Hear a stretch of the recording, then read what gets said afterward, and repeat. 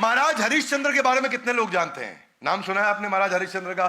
किसके लिए बोला जाता है हरिश्चंद्र बन रहा है? किसके लिए? सत्यवादी थे, ऋषि विश्वामित्र थे। उनको पता चला हरिश्चंद्र जी के बारे में, बोला मैं देखता हूं, मैं इनकी परीक्षा लेता हूं सत्यवादी की।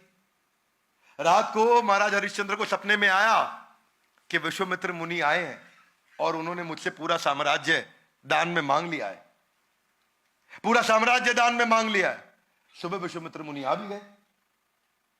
बोले मैं तो कल आपको सपने में देखा था कि आपने मेरा पूरा साम्राज्य मांग लिया। बोले मुझे मालूम है, अब दे दो मुझे पूरा साम्राज्य, आपका सपना पूरा होना चाहिए। बोला जो आ गया महाराज, पूरा साम्राज्य उनको दान में दे दिया ऋषि विश्वामित्र को। आसान थोड़ी है, पूरा साम्राज्य दान में दे दिया। बोले साम्राज्य ठीक है, मैं तो ऋषि हूं, भिक्षा भी लूंगा ना। बोला ठीक है। बोले भिक्षा में क्या चाहते हैं? बोले भिक्षा में कुछ धन चाहिए मुझको।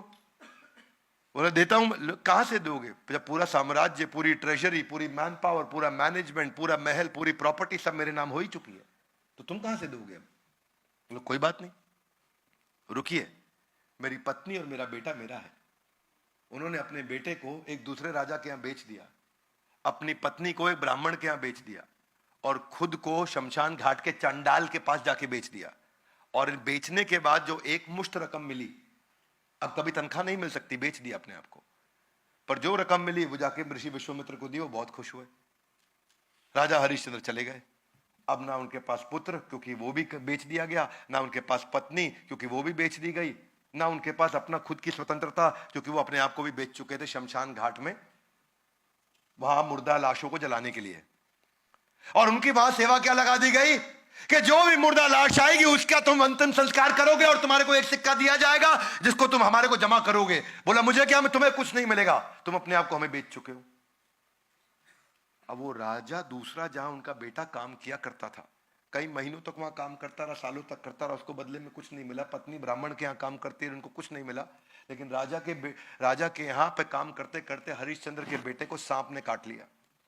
सांप ने काट लिया, कोई इलाज कराने वाला नहीं, जहर के कारण उसकी मृत्यु हो गई। मां आई भागते हुए, देखा कि बच्चा मेरा मर गया, तो शमशान घाट ले गई।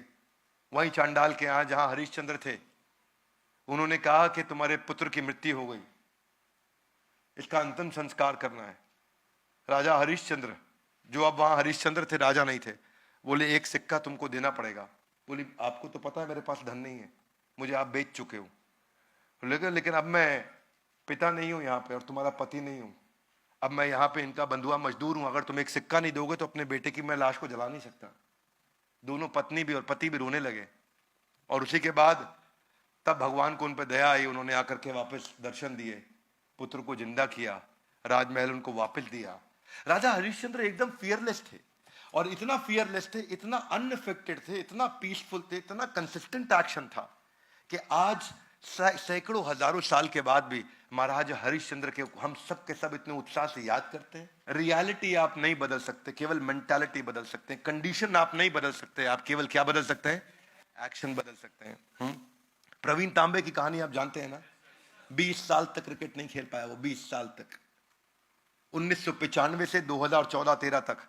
2013 में जाकर के 41 साल की उम्र में उनको एक बार एक एक्स्ट्रा की तरह ले लिया क्योंकि एक खिलाड़ी को चोट लग गई थी, पर वो 20 साल तक उन्होंने उत्साह छोड़ा नहीं। 48 साल की उम्र तक इतनी ज्यादा उम्र वाले आईपीएल पे खरीदे गए एकमात्र खिलाड़ी रहे, एक के बाद एक उन्होंने कई अवार्ड जीते। बस मैं यही आपसे आज कहना चाहता हूं कि ये अफेक्टेड कंसिस्टेंसी से अगर हम अनअफेक्टेड कंसिस्टेंसी तक जा सकें, यानी कि मेरे को रिजल्ट मिले या ना मिले, मेरा अधिकार कर्म करने में, और अगर मैंने उस पर पूरी एनर्जी डाल दी तो मुझे कोई जिंदगी में हरा नहीं सकता। मुझे लोग गिरा सकते हैं पर मुझे हरा नहीं सकते। This is called Gita in action. ये था हमारा दूसरे अध्याय का 47वां श्लोक, जिसको आज हमने समझा, कर्मण्येवाधिकारस्ते मा फलेषु कदाचन। भगवद गीता इन एक्शन जो हमने सीरीज शुरू करी है,